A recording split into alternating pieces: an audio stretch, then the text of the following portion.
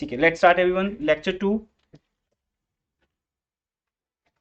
Theory में कोई doubt नहीं है, मैं भी फॉर्मेलिटी से पूछ रहा हूँ, डाउट तो होता नहीं आपका कोई? तो आगे बढ़ते हैं। लेक्चर 2 गुडविल चैप्टर स्टार्ट किया था लेक्चर 1 में। फर्स्ट 5 क्वेश्चन हुए थे। Have you done? Yes. किया बिल्कुल। सर दूसरे रजिस्टर में ही है, दूसरे ओके, हो गया? किया था। ठीक है, ओके, गुड। हाँ जी, इधर दूसरे में किया सर। इसमें किया सर। ज़्यादा टाइम मत लगाना होमवर्क को स्टार्ट करने में। ठीक है जी, तो 6 क्वेश्चन ऑनवर्ड स्टार्ट कर रहे हैं। मैंने 2 मेथड्स आपके साथ शेयर किए थे, कौन से थे वो 2 method? Yes, super profit and average, वही साथ सब बातें। एक पॉइंट न्यू था, वो कौन सा था बताओ? बाकी सब +2 वाला ही था। Average capital. Very good, average capital employed, बाकी सब वही था। Average capital, sorry, average profit कैसे आता है? वही 4-5 ईयर्स के प्रॉफिट को ऐड करके डिवाइड बाय 4, फिर ईयर्स ऑफ परचेज। बट फिर भी हमने हर चीज़ को दोबारा रिपीट किया था विद ऑल लॉजिक्स कि ईयर्स ऑफ परचेज का मीनिंग क्या है, यहाँ तक भी हमने बात की थी। एंड देन आफ्टर फिर क्या हुआ था? कैपिटल एम्प्लॉयड की बात की। नॉर्मली कैपिटल एम्प्लॉयड का मीनिंग होता है क्लोजिंग कैपिटल एम्प्लॉयड, बट यहाँ स्पेसिफिक आपके सिलेबस में एवरेज वर्ड आता है जो अब इंट्रोड्यूस होता है, +2 में नहीं था। तो वहाँ एक फॉर्मूला होता है, या तो वही है opening plus closing divide by 2, हमेशा एवरेज का फॉर्मूला फिक्स है। बट आपको ओपनिंग कैपिटल एम्प्लॉयड दी नहीं होगी, क्योंकि उसके लिए आपको ओपनिंग एसेट चाहिए, ओपनिंग लायबिलिटीज, वो कभी भी नहीं होती आपके पास। तो फिर क्या करते हैं हम? एक न्यू फॉर्मूला इन्वेंट कर देते हैं। क्लोजिंग कैपिटल एम्प्लॉयड में से हम जो उसमें ऐड हुआ है, अब ओपनिंग में क्या ऐड करते हैं? Net profit. देखो ना, हम क्या करते हैं बेटा, ओपनिंग कैपिटल एम्प्लॉयड में नेट प्रॉफिट ऐड कर लेते हैं, तो क्लोजिंग बन जाती है। बाकी सब पॉइंट्स को भूल जाओ कि ड्राइंग्स हैं, एडिशनल कैपिटल है। एक नॉर्मल फंडा ये है ना +1 से। अब अगर मैं इसका हाफ इसमें से माइनस कर दूं, तो सेंटर में पहुंच जाएंगे हम। जैसे for example 100 + 50 is equal to 150। अब एक तरीका तो ये हो गया कि 100, क्योंकि मुझे व्हाट्सएप पे मैसेज मिला था, किसने किया था, एक दो स्टूडेंट ने किया था कि सर एक बार दोबारा एक्सप्लेन कर देना। 100 + 150 डिवाइड बाय 2। अब ये तो समझाने वाला है ही नहीं कि ओपनिंग ले लो, क्लोजिंग डिवाइड बाय 2। बट अगर मुझे 125 पे नए स्टाइल में पहुंचना है, तो न्यू स्टाइल क्या होगा? यही होगा, closing capital employed minus half of current years profit. ठीक है, नॉर्मल लैंग्वेज में net profit, current years profit. तो अगर मैं 150 जो क्वेश्चन में हम निकाल सकते हैं, 150 कैसे आएगा? Assets minus liabilities. तो उस 150 में से अगर हम हाफ ऑफ ये 50 रुपीज माइनस कर दें, तो भी तो हम पहुंच जाएंगे किस पे? 125 पे। तो इस तरह से ये कॉन्सेप्ट न्यू हुआ था, बाकी सब ठीक था। देन उसके बाद सुपर प्रॉफिट मेथड की बात हुई थी। सुपर प्रॉफिट किसका डिफरेंस है? 2 प्रॉफिट्स का। हाँ, एक्चुअल है ना, एक्चुअल माइनस नॉर्मल। जितना आप सिंपल रहोगे, जितना आप अंडरस्टैंडिंग वाली लैंग्वेज यूज करोगे लाइफ में, उतनी वो चीजें रिमेम्बरेबल हैं। क्योंकि जनरल लाइफ में जब हम बात करते हैं आपस में, हम उन्हें लिखते थोड़ी ना, याद थोड़ी करते हैं, बट सारी बातें याद होती हैं, चाहे किसी से भी कर रहे हैं हम लाइफ के अंदर। तो अगर आप अपने आप को इतना भी बोल दोगे ना कि जो मैं एक्चुअली कमा रहा हूँ वो तो है ही है, और एक मैं एक्सपेक्ट करता हूँ, जब आपका रिजल्ट भी आता है तब भी ऐसा ही होता है। एक आपका एक्चुअल रिजल्ट आपके सामने होता है, 98% मेरे ये कैसे आ गए, ये एक्सप्रेशन होता है। जबकि एक्सपेक्ट था कि चलो 85-90 तक तो आ ही जाएंगे, लेकिन जब उसके 98 आते हैं, तभी हम मानते हैं कि सुपर है। जब 85 एक्सपेक्ट करके 75 आते हैं, वो तो सुपर नहीं, वो तो लॉस में है ना। तो वहां कोई गुडविल नहीं है, वहां तो फिर मार पड़ती है घर से कि तू 85 कह रहा था, ये क्या हो गया। एग्जाम तो हमेशा तो बोलते अच्छे होते हैं, रिजल्ट 75 आ रहे हैं, लेकिन सुपर क्या है? अब जब वो आपको फैमिली में कंग्रेचुलेशन बोलते हैं सब, तो वो होते ही रहते हो 85 बोल के क्या बोलते हो? 98। इसलिए जब आपको लगे ना 95, तो 85 बताया करो घर पे। फिर जब 95 आएंगे, देन वो एक हैप्पीनेस अलग होती है। तो क्योंकि वो एक्सपेक्टेड हो जाता है 85 बोलने से। तो जब एक्सपेक्टेड प्रॉफिट से ज्यादा प्रॉफिट होगा बिजनेस का, तभी सुपर है। और जब आप आगे भी जाओगे, जैसे हमने जब बीकॉम में किया था, फिर हमें एमकॉम में भी मिला, फिर हमें एमफिल में भी मिला, फिर हर जगह मिला हमें। गुडविल तो हर जगह आती है, मेथड्स एक्सपेंड होते रहते हैं, नए नए मेथड्स आते रहते हैं, लेकिन सब में सुपर प्रॉफिट मेथड को ही मेन माना जाता है। इसी सुपर प्रॉफिट को हम बेस लेके नए नए मेथड्स बना देते हैं आगे। जैसे आज मैं आपको कैपिटलाइजेशन मेथड बताऊंगा, वो भी सुपर प्रॉफिट से बनता है। और कई मेथड्स हैं, एक आधा और भी आ जाएगा आपके इसमें बुक में। सुपर प्रॉफिट मेन है क्योंकि हम गुडविल तभी मानते हैं किसी बिजनेस की जब उस बिजनेस को एक्सपेक्टेशन से ज्यादा मिल रहा है। अब अगर आप पढ़ने वाले नहीं हो, आपकी एक्सपेक्टेशन 40% है कि 40% मार्क्स पास हो जाएंगे और आपके 50 आ जाएं, तो मिठाइयों के डिब्बे बढ़ने शुरू रहते हैं वहाँ कि बच्चा पास हो गया। उम्मीद तो नहीं थी। 50% पे भी पेरेंट्स आर वेरी हैप्पी जब वो पास होने की उस पर भी होता। तो एक्सपेक्टेशन की बात है, माइंड सेट सारा इसी पे है। मार्क्स कोई गुड और बैड नहीं होते। 98 भी कई पेरेंट्स बोलते हैं कि कम रह गए क्योंकि बच्चा टॉपर था हमारा, 98.6 वाला टॉपर है और इसके 98 रह गए। वो उस पर अभी भी उसको मार पड़ रही होती है। मतलब 98% मार्क्स ला के भी पेरेंट्स आर नॉट हैप्पी क्योंकि किसी के 98.6 आके चंडीगढ़ का टॉपर बन गया वो, तो वो कम होगी कि वो तुम्हारे से एक्सपेक्टेड था। तो इस तरह से पूरी गेम किसकी है, माइंडसेट की। तो जब आपका एक्चुअल प्रॉफिट एक्सपेक्टेड से ज़्यादा होता है, तो इन शॉर्ट में ये समझा देता हूँ, आगे बढ़ते हैं। अब 6 क्वेश्चन से बेटा क्या है, कैपिटलाइजेशन मेथड है। मैंने आपको कल बताया था लास्ट क्लास में, कैपिटलाइजेशन दो तरह का होता है। वन, हाँ जी थोड़ा व्हाइट बोर्ड पे होते हैं, स्क्रीन चेंज होगी सबके लिए online students. Yes sir. Capitalisation method, जहां भी डाउट होगा ऑनलाइन स्टूडेंट्स, आप वैसे तो ओल्ड स्टूडेंट को पता ही है, ब्लेंडर मोड पे हमने सिस्टम को पूरा सेट किया हुआ है। आप जो भी पूछोगे इन सबको सुनेगा और इनके डाउट्स आपको भी सुनेंगे और सब रिकॉर्ड भी होगा लेक्चर के अंदर। कैपिटलाइजेशन मेथड में दो मेथड्स हैं, एक सुपर प्रॉफिट और दूसरा एवरेज प्रॉफिट, क्योंकि बेस तो ये दो ही है ना। तो एज ए दो मेथड हम कर चुके हैं ऑलरेडी। कौन कौन से दो मेथड,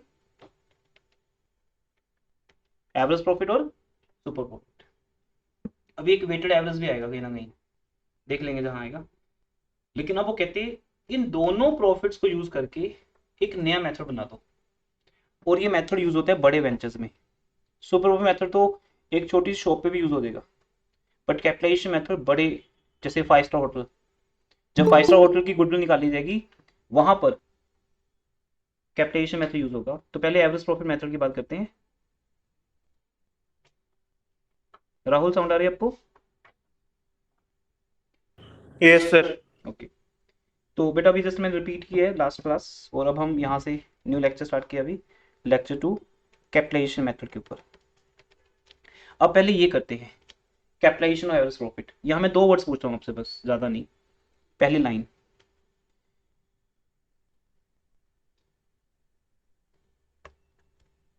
चलो इसके बाद लेते हैं एक्चुअल कैपिटल एम्प्लॉयड। जब हमें देखना हो किसी बिजनेस का तो कैसे निकालेंगे हम एक्चुअल कैपिटल एम्प्लॉयड? नहीं नहीं बेटा, ऑल एसेट्स, ऑल एसेट्स ना। कॉन्फिडेंस लेके आओ ना, आपको सब आता है। बोलो, पार्टिसिपेट करो, साइलेंट नहीं रहना है। मैं भी आपके जैसा ही हूँ, कोई दिक्कत नहीं है, कोई हेजिटेशन नहीं है।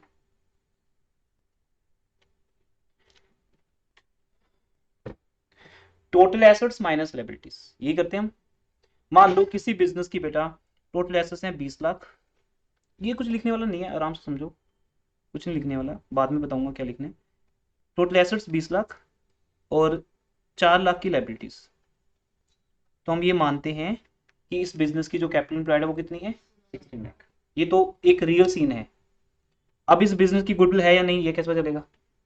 कोई भी रेस्टोरेंट चल रहा है, होटल चल रहा है, कोई बड़ी शॉप चल रही है, 16 लाख रुपीज उनका खुद का लगा हुआ है। इसका मीनिंग होता है 20 लाख का सामान है शॉप में, 4 लाख बाहर वालों का पैसा है, क्रेडिटर्स का, बैंक लोन है ना, ओवरड्राफ्ट, वो सब।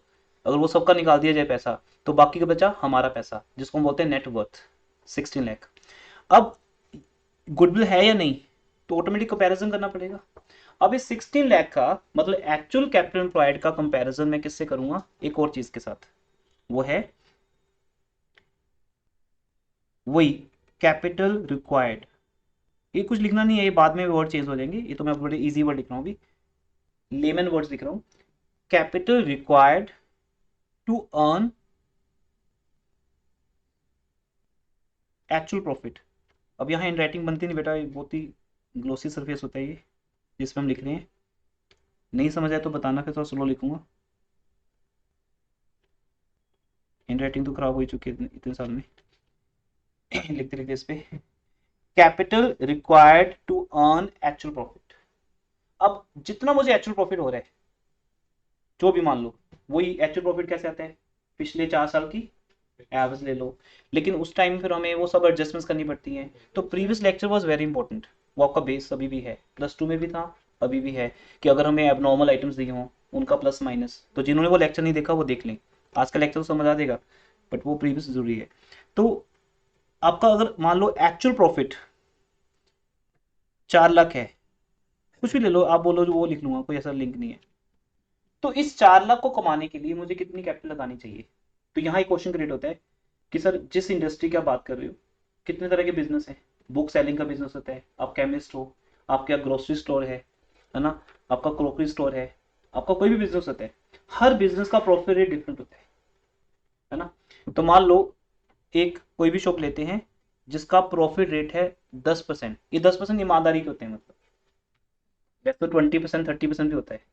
मतलब एक प्रोडक्ट अगर आपको 400 रुपये का आता है और उस पर MRP 700 लिखी हुई है, आप कस्टमर को 15% डिस्काउंट डाल के 600 का बड़े आराम से बेच रहे हो, ऐसे मैंने देखा नहीं 15% कितना होता है, ऐसे बोल दिया, तो आपको प्रॉफिट कितना हो रहा है, 400 के ऊपर 600 रुपये, बहुत ज़्यादा प्रॉफिट है। तो फिर ऑटोमेटिक 4-5 साल में आपका बिजनेस बहुत बड़ा बिजनेस बन जाता है जब इस टाइप का बिजनेस करते हो। लेकिन हम ये मानते हैं कि बड़ी ईमानदारी की जो कमाई है, किसी को कह के भी बोल सकते हो कि देखो जी मुझे 200 रुपये का आता है और मैं आपको 220 का बेच रहा हूँ, मुझे कहाँ से आता है मैं आपको बता देता हूँ, वहाँ जाके पूछ लो। इससे बड़ा ईमानदारी कोई नहीं है। उसको परचेज बिल दिखा दो, ये मेरा परचेज बिल है, ये सामान अम्बाला से आ रहा है, इस शॉप से आ रहा है, होलसेल शॉप है, वो 200 का देते हैं, हम 220 का बेचते हैं, अभी 10% प्रॉफिट है हमारा, इस पे कस्टमर को प्रॉब्लम नहीं है। आप चाहे पूरी दुनिया को बेच लो, फ्लिपकार्ट अमेजोन यही तो कर रहे हैं, कम से कम प्राइस पे बेचते हैं, जो लोकल शॉपकीपर भी शायद ना दे पाए, क्योंकि वो कह के बहुत बड़ा लिमिटेड प्रॉफिट ले रहे हैं। मान लो आप उस इंडस्ट्री में हो और वहां 10% प्रॉफिट एक रेट है, इसका मतलब 4 लाख कमाने के लिए 10% के ऊपर कितने लगाने पड़ेंगे बिजनेस में? 40 लाख। सुन के लगता है कि 40 लाख लगा के 4 लाख कमा रहे हैं सिर्फ, इसलिए ईमानदार कोई होता नहीं इतना। प्रॉफिट रेट हम 15%, 20%, 30% है ना, या 200%, 300% रखते हैं। तो अगर हमारा प्रॉफिट 10% है फॉर एग्जाम्पल, तो हमें इस बिजनेस में 40 लाख लगाने चाहिए। मैंने लगाए कितने बेटा? 16 लाख। ये मेरी गुडविल है, सिंपल, ये मेरी गुडविल है। जब आप जब हम किसी होम्योपैथिक डॉक्टर के पास जाते हैं, बड़ा सिंपल सा होता है, छोटा सा कमरा, टेबल सा गंदा सा टेबल होता है, वहाँ रश लगा होता है, लाइनें लाइनें लगी हुई हैं, मेरा बारी कब आएगी, 4-4 घंटे पहले लोग बुक कराते हैं नंबर। उस डॉक्टर की गुडविल है, क्योंकि उतना फोर्टिस हॉस्पिटल का प्रॉफिट भी नहीं है। मतलब जब आप 40 लाख रुपए लगाकर 4 लाख कमाने वाले थे, अब आपने सिर्फ कितने लगाए हैं sir? 69। This is your goodwill. ये सेम स्टाइल में +2 में भी समझाई थी आपको बात, बिल्कुल। तो हमारी गुडविल किस पे डिपेंड है? 2 चीजों पे बेटा। वो 2 चीजें क्या हैं? 1, आपने कितनी कैपिटल लगाई है और कितनी लगानी चाहिए थी। वही सेम बात, कितने मार्क्स आए हैं, वो कितने मार्क्स आने चाहिए थे। वो सुपर प्रॉफिट का फंडा था, वहां हमने 2 प्रॉफिट्स को कंपेयर किया, ऑब्वियसली वो मेथड का नाम है सुपर प्रॉफिट। यहां हमने 2 कैपिटल को कंपेयर किया, एक आर रिक्वायर्ड, जिसे हम फिर बोल देते हैं नॉर्मल कैपिटल। फिर मैं बिल्कुल बुकिश लैंग्वेज में जाऊंगा तो लिखाऊंगा, वो लिखवाऊंगा आपको capitalised value of average profit, जिसका मीनिंग है कितने पैसे लगाने चाहिए थे। रिक्वायर्ड 40 लाख, लगाए कितने? ए, एक्चुअल 600। इसलिए मैंने कल कहा था कि रेस्टोरेंट से ज्यादा गुडविल है पानी पूरी बेचने वाले की, जो साइकिल पे बेचता है। 90 सेक्टर में एक बंदे को जानता हूँ, जो 90 सेक्टर में खड़ा होता है, शाम को सिर्फ 5 बजे आता है और 9 बजे चला भी जाता है, ठीक है। उसका प्रॉफिट बहुत ज्यादा है, और उसी के पास एक रेस्टोरेंट भी है 90 सेक्टर में, उसका प्रॉफिट इतना है ही नहीं, क्योंकि वो लोग बहुत पैसा लगा के बैठे हैं, और वो साइकिल पे खड़ा, को पता है क्या कॉस्ट है? कुछ भी नहीं।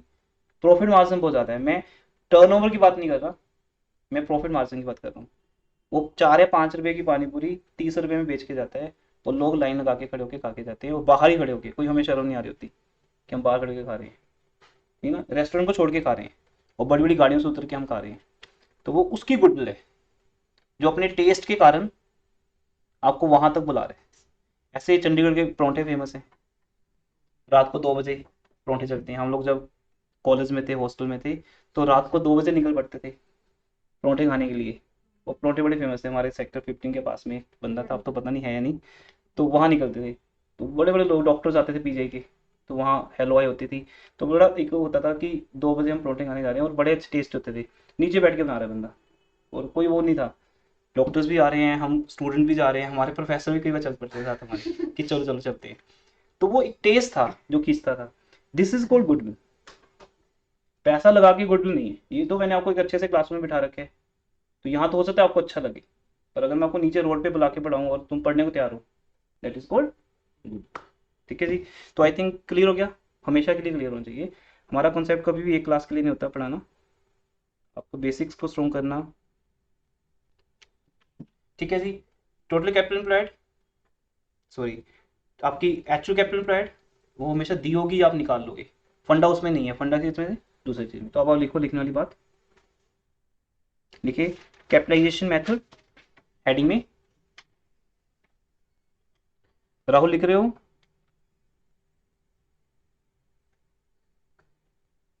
Rahul, are you there? Yes, sir. हाँ जी, लिखो बेटा, आपने अभी लिखना स्टार्ट नहीं किया। कैपिटलाइजेशन मेथड, मेथड का नेम है, और उसका फर्स्ट लिखो capitalisation of average profit. Capitalisation of average profit, और उसका पहला स्टेप लिखो, step 1, capitalised value, capitalised value of average profit.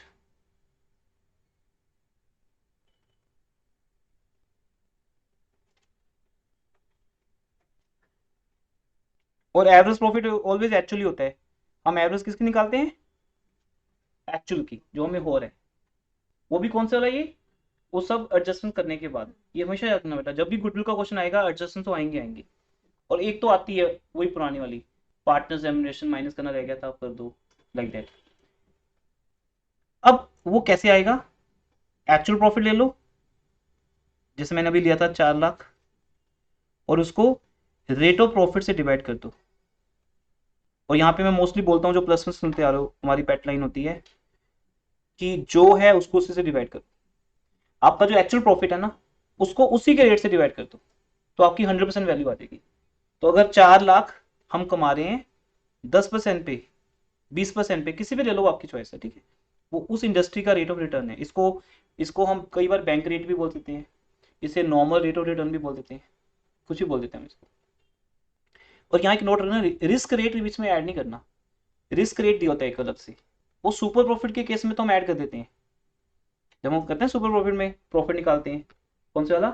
Expected profit. तो वहां हम अपनी कैपिटल एम्प्लॉयड को मल्टीप्लाई करते हैं रेट के साथ, तो वहां रिस्क रेट ऐड करते हैं। ये पॉइंट लेक्चर 1 में बताना रह गया था। रिस्क रेट क्या होता है बताओ? हाँ जी, आप में से काजल, आप बताओ बेटा, रिस्क रेट क्या होता है?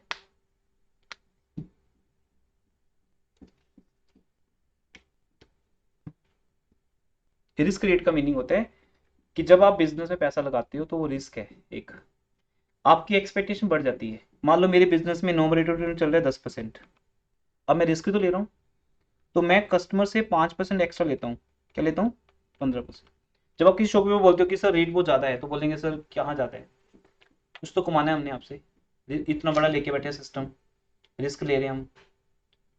तो वो रिस्क क्या है? वही है कि हम कोविड में भी 2 साल शॉप बंद करके बैठे हुए थे, तो ये रिस्क है हमारा। पैसा लगाया बिजनेस में, पता नहीं वापस आएगा या नहीं आएगा, तो हम अपनी एक्सपेक्टेशन को बढ़ा देते हैं। 10 की जगह क्या कर देते हैं? 15%। तो ये वहां तो हम ऐड करें रिस्क रेट, रिस्क कहाँ? सुपर प्रॉफिट मेथड में। लेकिन यहाँ रिस्क की बात ही नहीं हो रही, यहाँ से बात हो रही है 4 लाख रुपए कमाने के लिए नॉर्मली इस बिजनेस में, इस इंडस्ट्री में कितना पैसा लगाना चाहिए, तो वो आ जाएगा आंसर 40 लाख। फिर सेकेंड जो आपको दिया होता है, या आप निकाल लोगे, actual capital employed assets minus liabilities, कुछ भी बोल दो, से 16 लाख। ये सब क्लोजिंग होती हैं, क्लोजिंग कैपिटल एम्प्लॉयड होता है ये हमेशा। यहाँ एवरेज का फंडा नहीं आएगा, ठीक है, ये हमेशा क्लोजिंग होगा। मीन जब कुछ नहीं लिखा तो क्लोजिंग ही है, क्योंकि हम गुडविल एक ईयर के एंड पे निकाल रहे हैं। Got it? Sir average capital employed का क्या फॉर्मूला था? मैं बेटा इसके बाद बता दूंगा दोबारा, कोई बात नहीं, अभी मैंने रिपीट किया था। अब इन दोनों को माइनस कर दो, माइनस करके आपका जो आंसर आएगा वो क्या है? गुडविल। लास्ट टाइम मुझे याद है, मुझे व्हाट्सएप आया था बाद में कि सर ये एल का मीनिंग क्या था, क्योंकि वो स्क्रीनशॉट लेते रहते हैं ऑनलाइन क्लास में कि बाद में देख लेंगे, रिकॉर्डिंग में पढ़ लेंगे। तो एल मतलब 40 लैक्स, और ये ठीक है, और पता है ना कुछ नहीं मतलब एल। तो 40 लाख रुपए जो थे, 40 लाख जो था वो हमारा क्या था? कैपिटलाइज वैल्यू, और एक्चुअल 16 लाख। ये आपका कैपिटलाइजेशन ऑफ क्या है? एवरेज प्रॉफिट है। राहुल आपका डाउट मैं बाद में लेता हूँ। दूसरा पॉइंट पे आ जाओ, सेकेंड मेथड लिखो, बस उसके बाद तो क्वेश्चन ही करने हैं हमें बुक के, basics will be over. Second, capitalisation of super profit.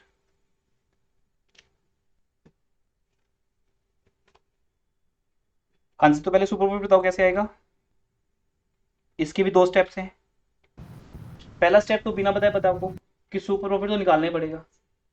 तो super profit is equal to average minus normal. Yes actual average profit, लेकिन इसको एडजस्टेड बोलते हैं, ठीक है? एक्चुअल एवरेज प्रॉफिट एडजस्टेड, जिसको बोलते हैं फ्यूचर मेंटेनेबल प्रॉफिट, जो फ्यूचर में मेंटेन कर सकते हैं हम। इसलिए हम सारी एबनॉर्मल चीजें जो पास्ट में हुई है हमारे साथ वो सब खत्म कर देते हैं।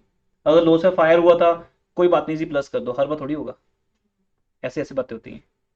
अगर तुम्हें कोई एबनॉर्मल गेन हुआ था तो वो माइनस कर दो। अगर कोई नॉर्मल एक्सपेंस माइनस करना रह गया था, पार्टनर्स रेम्यूनरेशन या फिर इंश्योरेंस प्रीमियम, वो माइनस कर दो, ताकि वो प्रॉफिट आ जाए जिसपे हम बिलीव कर सकते हैं कि मिलेगा। जैसे मैंने कल एग्जांपल दी थी आपको, मार्क्स की एग्जांपल, ठीक है? कि ऑनलाइन के 98% मार्क्स में से वो गेन माइनस कर दो जो आपको हुआ होगा ड्यूरिंग एग्जाम। तो रियल मार्क्स क्या हैं? उस रियल मार्क्स पे आपकी गुडविल आएगी, उस बेस पे आपको जॉब मिलेगी या किसी कॉलेज में एडमिशन मिलेगी। तो actual average profit minus normal profit, और नॉर्मल प्रॉफिट के टाइम दो बातें आती हैं कि normal profit average capital employed पे निकालना है, या कुछ नहीं लिखा तो कैपिटल एम्प्लॉयड पे, जिसका फॉर्मूला आपको पता ही है, capital employed into rate by 100। और यहां वो आर प्लस आर कर देना, डबल आर, एक नॉर्मल रेट और एक रिस्क रेट। +2 में एक आधा क्वेश्चन मिल जाता था हमें बुक में रिस्क रेट का, तो शायद आपके माइंड में कहीं ना कहीं होगा रिस्क रेट। अब क्या करना है? सुपर प्रॉफिट आपके साथ चुका।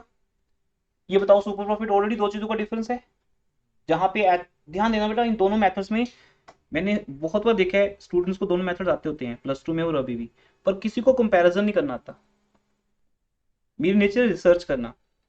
जब हम रिसर्च करते हैं या हम कंपैरिजन करते हैं, हमें हर चीज की इन डेप्थ नॉलेज होती है। इन दोनों मेथड्स में कोई डिफरेंस नहीं है, इसलिए आंसर सेम आता है।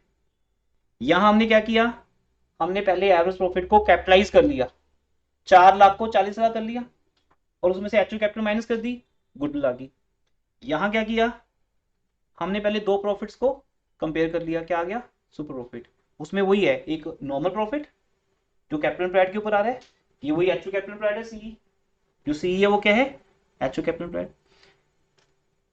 अब इन दो चीजों का डिफरेंस ऑलरेडी आ गया, वो आएगा 2,40,000। ये ऐसे आंसर आएगा 2,40,000। जो क्वेश्चन हम कर रहे हैं ना, सेल्फ क्वेश्चन, उसका आंसर आएगा 2,40,000। मान लो ये आ गया, क्योंकि प्रैक्टिस अभी हमने करनी है क्वेश्चन के थ्रू। अब हम गुडविल सीधा निकाल देंगे, सुपर प्रॉफिट लो और उसको कैपिटलाइज कर दो। तो 2,40,000 को जब मैं कैपिटलाइज करूंगा, मीन सुपर प्रॉफिट को जब मैं कैपिटलाइज करूंगा, कि सुपर प्रॉफिट कमाने के लिए कितनी कैपिटल लगानी चाहिए थी, वो सारी सारी क्या है? गुडविल है। क्यों? क्योंकि पहली वो क्या हो चुका? प्योर हो चुका, पहली फिल्टर हो चुका।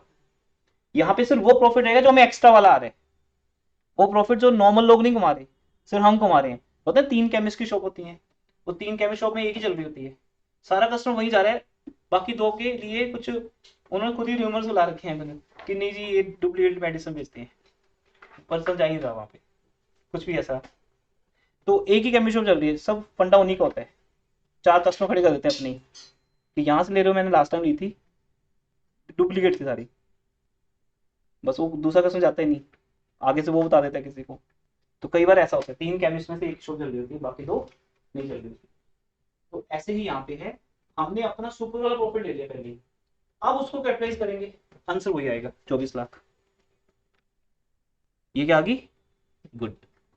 तो बेटा गुडविल के लिए कोई भी मेथड यूज कर लेना। पहला कैपिटलाइजेशन ऑफ एवरेज प्रॉफिट, जहां एवरेज प्रॉफिट को पहले कैपिटलाइज करना है, फिर एक्चुअल कैपिटल के साथ कंपेयर करना है। एक्चुअल मेथड यही है, यही था ओरिजिनल मेथड, ये बाद में डेवलप हुआ है, क्योंकि आंसर सेम आने लग गया तो बुक्स में ये भी आ गया, but first one is original.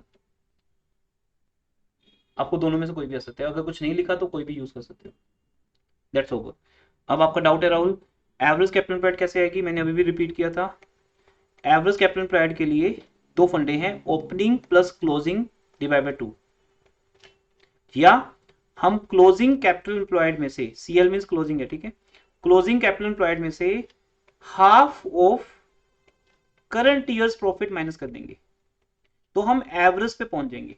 उसका रीजन ये है कि अगर ओपनिंग कैपिटल 100 रुपीज थी, आपने 50 रुपए इस साल कमाए, तो क्लोजिंग 150 है, तो 100 और 150 का एवरेज आ गया 125, या 150 में से आप इस 50 रुपीज का हाफ माइनस कर दो, तो भी हम एवरेज पे पहुंच गए।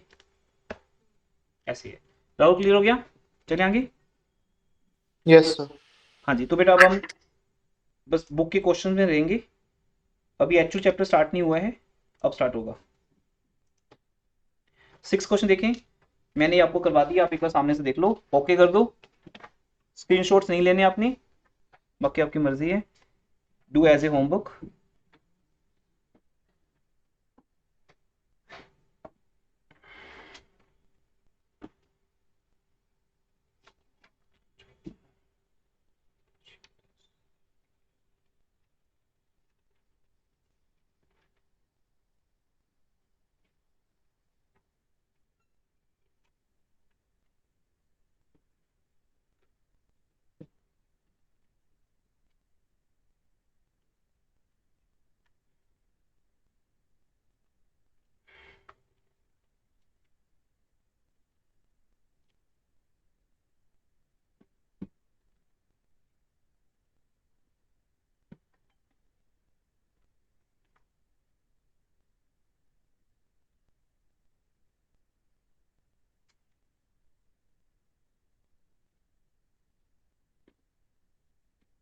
नेक्स्ट आज तक ऑलमोस्ट ये चैप्टर ओवर हो जाएगा।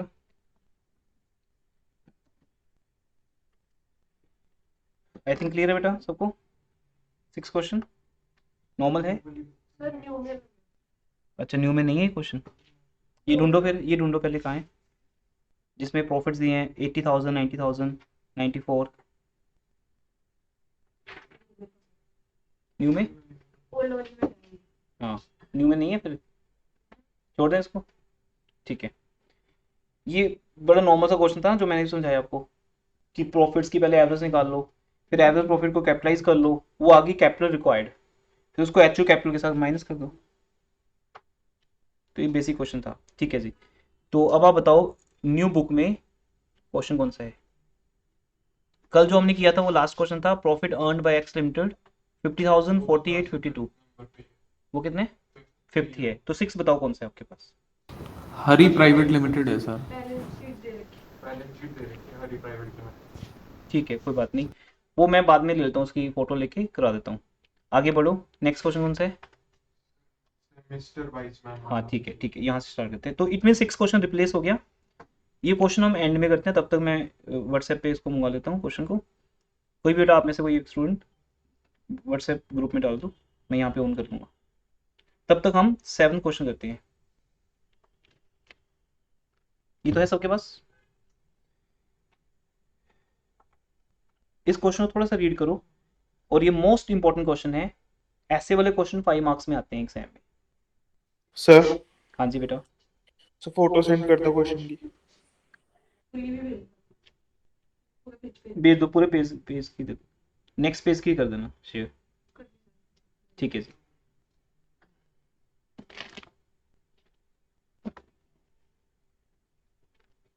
ठीक है जी, तो 7 क्वेश्चन है ये, मिस्टर वाइजमैन, थोड़ा सा रीड करो फिर समझाता हूँ इसका मीनिंग।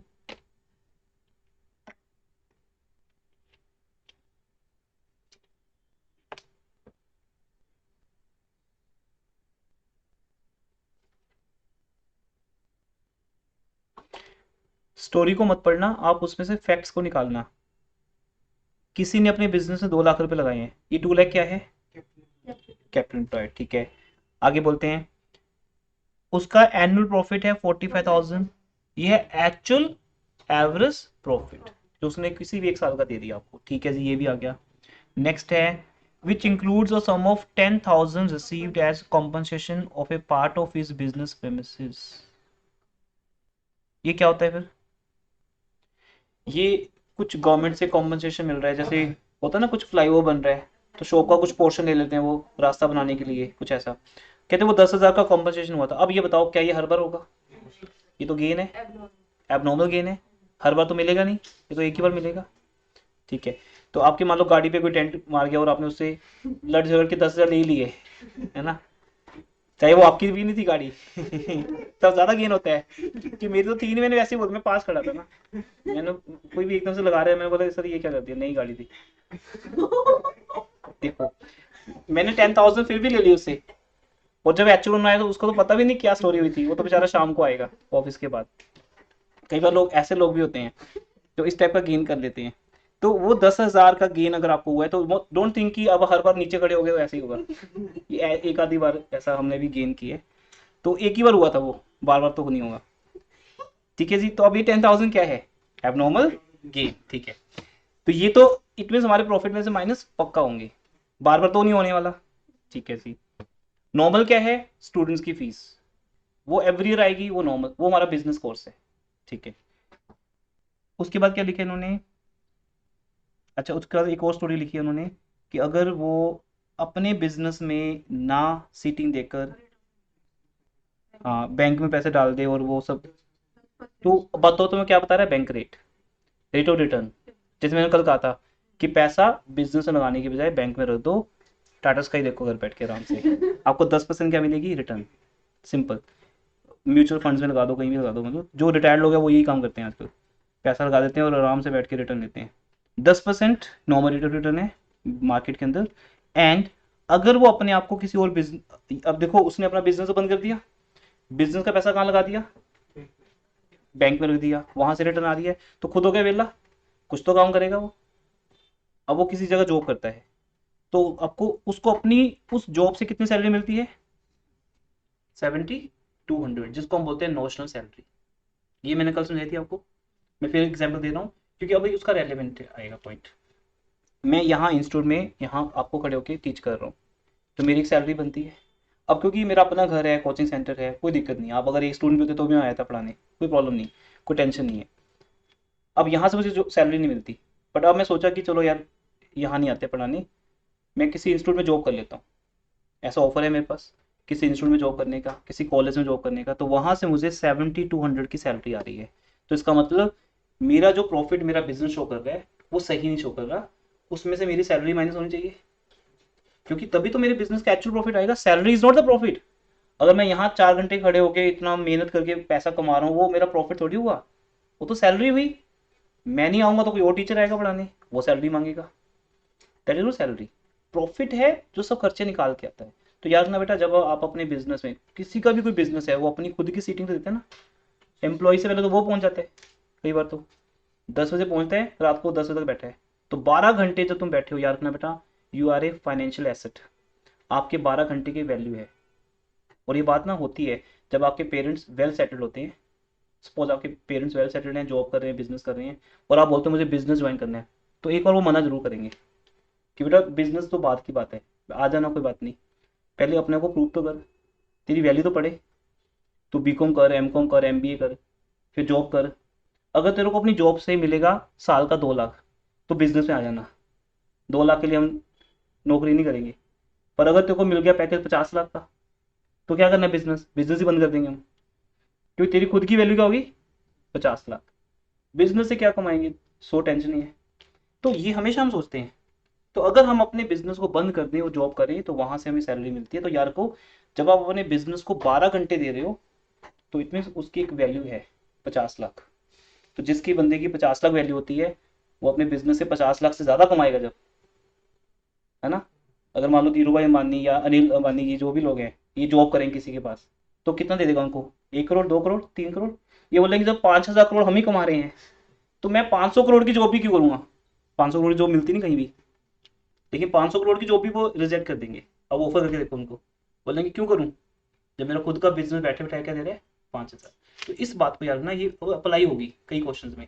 और जब बड़ा टेक्निकल क्वेश्चन आता है ना एग्जाम में, आपको बताया कि सीए लेवल के चैप्टर्स है सारे, तभी इसका नाम एडवांस काउंटिंग है ना। ये बीको लेवल नहीं है, कंसाइनमेंट ब्रांच नहीं है कि वो वही क्वेश्चन आएगा जो करके जाओगे तो कुछ भी आ सकता है। तो वो अगर वो कुछ भी नया पॉइंट क्रिएट करते तो ये सोचना कि क्या ये हमारे बिजनेस का नॉर्मल एक्सपेंस है, सैलरी नॉर्मल है और अभी तक हमारे प्रॉफिट में से माइनस नहीं हुआ। इसका प्रूफ होता है कि they give you net profit, और नेट प्रॉफिट में से कभी भी ओनर की सैलरी माइनस नहीं होती, वो बाद में होती है, जिसको हम एप्रोप्रिएशन मानते हैं।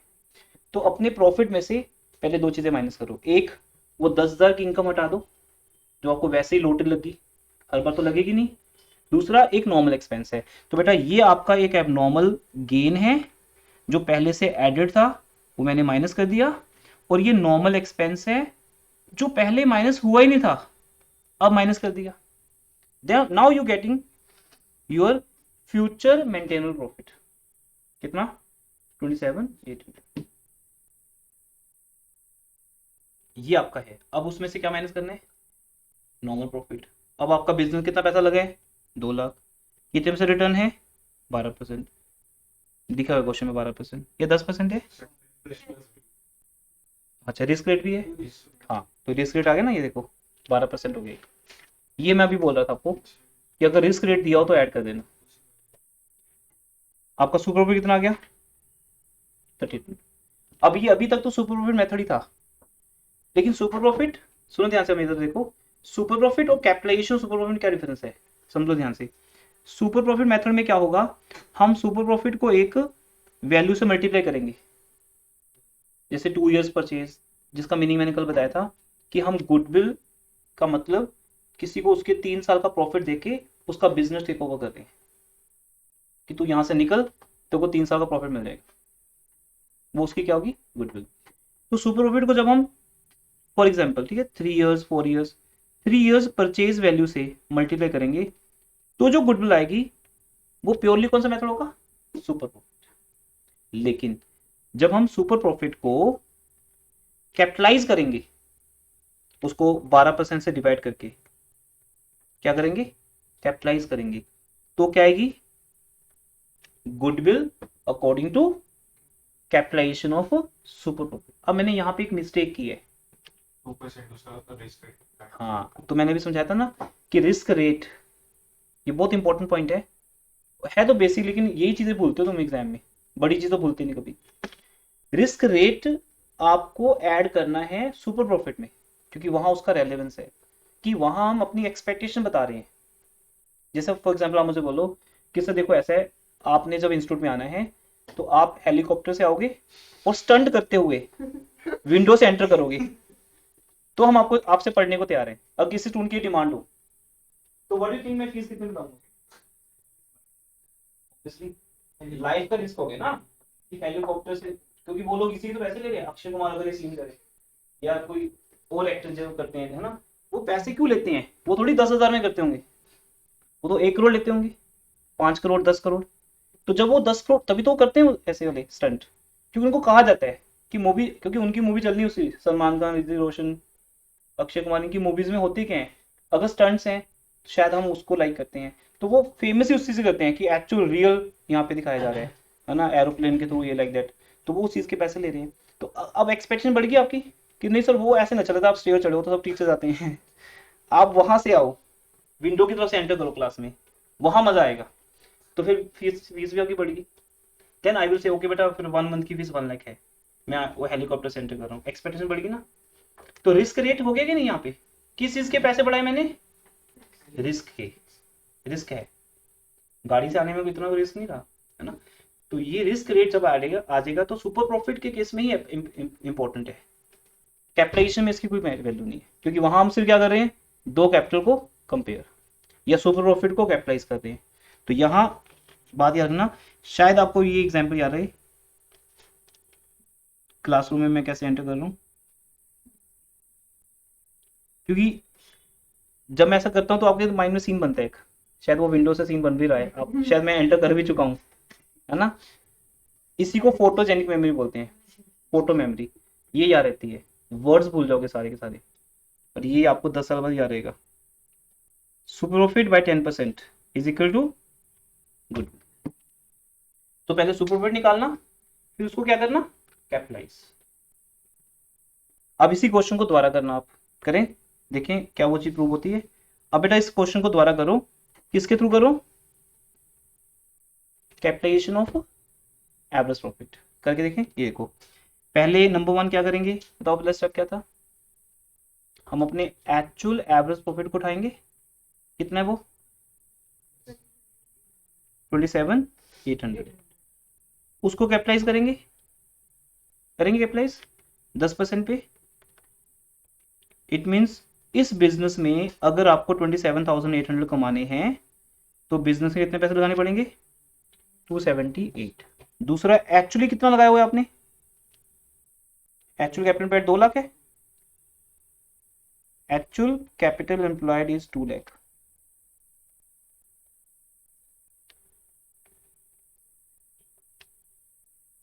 क्या गुडविल कंसेशन आ रहा है, क्यों नहीं आ रहा,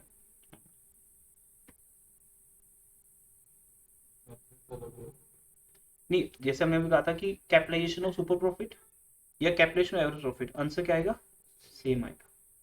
यहां क्यों नहीं आ रहा,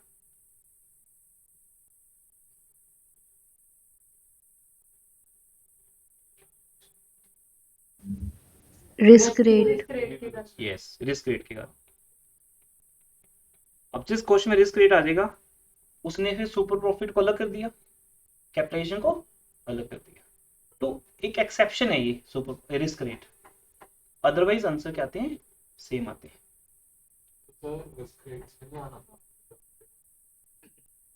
क्योंकि कैपिटलाइजेशन मेथड में तो आता नहीं है risk rate.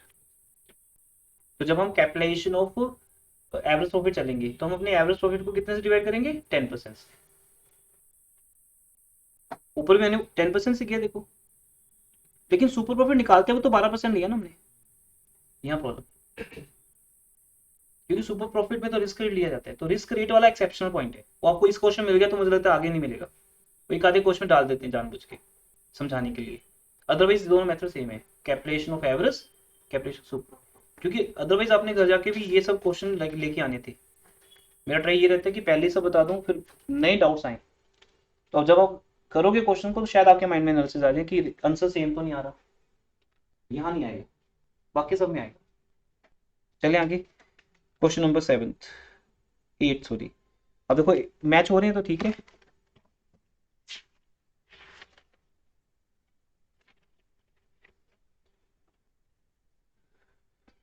Eight question same है, ठीक है जी। एंड में ना वो फिर मैं व्हाट्सएप ओपन करूंगा लैपटॉप पे, व्हाट्सएप के थ्रू वो डाउनलोड कर लेंगे पिक आपकी जो है, जो ग्रुप में शेयर हुई है। इसमें कुछ नहीं समझाने वाला, आप देख लीजिए, कोई डाउट है बता दो, ये प्योरली आपका होमवर्क है।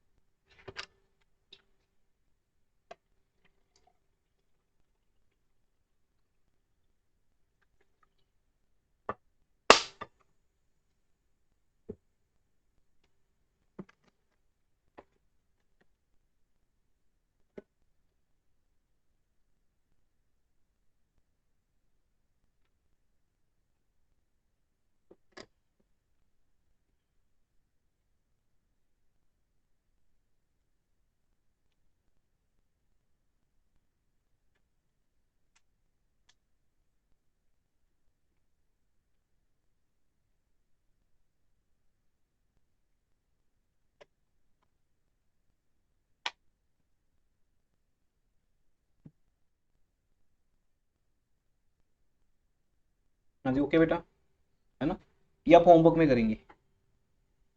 अब ऐसे क्वेश्चन को ना तो कॉपी करना ना स्क्रीनशॉट लेना आपने, do as a homework. 9th question most important, 9th और 10th। अब ले लीजिए, मैक्सिमम ये वाले क्वेश्चन आते हैं एग्जाम में ना, 9th और 10th जैसे। रीड करो 9th क्वेश्चन, मोहिंद्र कौर वाला ही है ना। Yes, sir. हाँ। जो भी इंपॉर्टेंट क्वेश्चन होगा ना उसमें नेम स्पेशल होगा, वहाँ एबीसी नहीं होगा मोहिंद्र कौर, ताकि वो क्वेश्चन याद रहते हैं कॉलेज टीचर्स को भी, ट्यूशन टीचर्स को। तो ये क्वेश्चन स्पेशल होते हैं। तो चेक करो मोहिंद्र कौर का क्या केस है।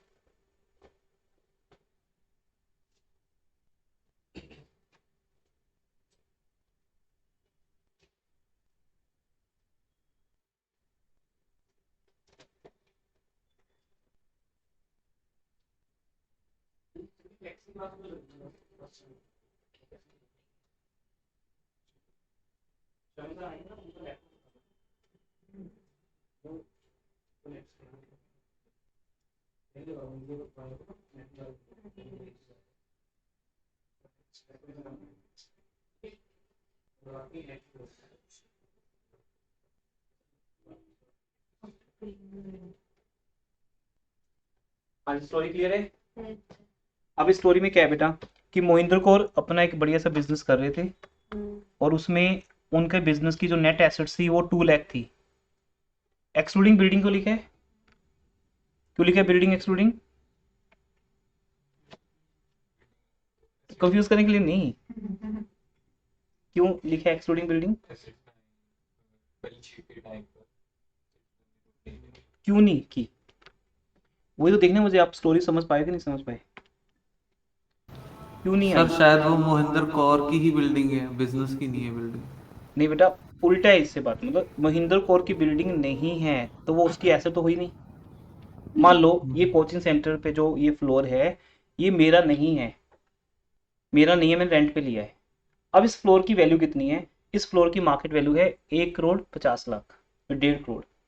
अब मान लो मैं अपना 1.5 करोड़ लगाकर बिजनेस कर रहा हूँ तो मेरी एक्सपेक्टेशन बढ़ गई, बड़ी बात होगी, क्योंकि मैं 1.5 करोड़ लगा चुका हूँ इस बिजनेस में। तो कोई मुझे बोलेगा 1.5 करोड़ लगाने थे तो फिर यहीं यहीं क्यों लगाने थे, कहीं और लगाते, कोई और बिजनेस कर लेते। तो इसलिए ज़्यादातर कोचिंग सेंटर्स ना अपनी बिल्डिंग परचेज नहीं करते हैं, क्योंकि 1.5 करोड़ लगाने का कोई आइडिया नहीं है। उससे बेटर 50,000 का रेंट ही बहुत है, क्योंकि उतना तो इंटरेस्ट भी नहीं बनता। मैं अगर मेरे पास 1.5 करोड़ है तो मैं यहाँ क्यों लगाऊँ, मैं कहीं और लगाऊंगा और वहाँ से रेंट अच्छा आ जाएगा। 1.5 करोड़ लगा के मैं 1 लाख का शायद रेंट ही लगवा लूँ वहाँ से, या कुछ और लगाऊँ। तो यहाँ वही फंडा समझाएगा कि मोहिंद्र कौर तो टेनेंट है, उसकी अपनी बिल्डिंग नहीं है, इसलिए 40,000 की जो बिल्डिंग है उसकी अपनी एसेट नहीं है, इसलिए वो कैसे ऐड करेगी। मेरी इंस्टीट्यूट की बैलेंस शीट में आपको बिल्डिंग नजर नहीं आएगी, क्योंकि मेरी नहीं है, मैंने रेंट पे ली है। कल को अगर मैं खरीद लूंगा या ऑलरेडी मेरी है तो मेरी बैलेंस शीट में नजर आएगी और फिर मेरी एक्सपेक्टेशन बढ़ जाएगी, क्योंकि 1.5 करोड़ लगाने से मेरी कैपिटल इम्प्लॉयड ज़्यादा हो जाएगी। मान लो आज मेरी कैपिटल इम्प्लॉयड 20 लाख हो, ये सारा सामान 20 लाख का हो, तो 1.5 करोड़ बिल्डिंग का लगा लो, कितने हो गए, 1,70,00,000। मेरी एक्सपेक्टेशन कहाँ जाएगी, एक्सपेक्टेड प्रॉफिट कहाँ जाएगा, क्योंकि अब वो एक्सपेक्टेड प्रॉफिट 20 लाख पे निकाला जा रहा है, फिर किस पे जाएगा, 1,70,00,000 पे जाएगा। समझे ना। इसलिए मोहिंद्र कौर की बिल्डिंग नहीं है, इसलिए उसकी एसेट्स में नहीं है। अब आगे ऐसा करके वो 2 लाख की एसेट्स लगा रही है, उसके जो भी एसेट्स हैं 2 लाख, ठीक है, नेट मतलब सॉरी नेट एसेट्स मतलब एसेट्स माइनस लायबिलिटीज। एक एक वर्ड को ध्यान देना, अकाउंट्स है ये, टाइम पास नहीं कर सकते आप। नेट एसेट्स मतलब एसेट्स माइनस लायबिलिटीज। उसके बाद उसका रेंट है 2,000 पे पर एनम, वो अपने मैनेजर को सैलरी पे कर रही है 10,000, उसके बाद वो प्रॉफिट अर्न कर रही है 50,000 का। ये मोहिंदर कौर का एक दिया है सिस्टम। अब ट्विस्ट कहाँ आता है, उसका लैंडलॉर्ड, उसके लैंडलॉर्ड को ये बिजनेस टेक ओवर करना है, होता है समटाइम्स। हाँ जी बेटा। सर मेरे को ये नहीं समझ आया, वैल्यू ऑफ बिल्डिंग हमने ऐड क्यों की है सर? ऐड कहाँ की बेटा, मैंने तो नहीं ऐड की। तो वहाँ पे लिख रखा है कहाँ, जो क्वेश्चन आपका में लिखे, क्वेश्चन में लिखे एक्सक्लूडिंग बिल्डिंग 40,000, तो मीन्स बिल्डिंग उस 2 लाख का पार्ट नहीं है और ना ही हमें ऐड करनी है। आपको ऐड कहाँ से नजर आ रही है, sir add value of building लिख रखा है सॉल्यूशन में। सोल्यूशन कहाँ से नजर आ रहा है आपको भी, और नहीं बेटा सोल्यूशन नहीं पढ़ना आपने, अभी तो हम क्वेश्चन रीड कर रहे हैं, आप एक स्टेप आगे चलते हो। सोल्यूशन नहीं नजर आ रहा आपको, अब पढ़ के दिखाओ, अब आगे देख दो। नेक्स्ट है, ठीक है ये हो गया। उसके बाद शी अर्न्स प्रॉफिट ऑफ 50,000, वो हो गया, ठीक है। अब उसका लैंडलॉर्ड इंटरेस्टेड है, स्टोरी में एंजॉय करो ना आप, नहीं मुझे ऐसे पढ़ाने की क्या जरूरत है। लैंडलॉर्ड अब उसके बिजनेस को टेक ओवर कर रहा है, 12% रेट ऑफ रिटर्न है उसके बिजनेस का, 3 वो ईयर ऑफ परचेज है। मतलब आपको सुपर प्रॉफिट निकालना है, सीधी सी बात है, राइट।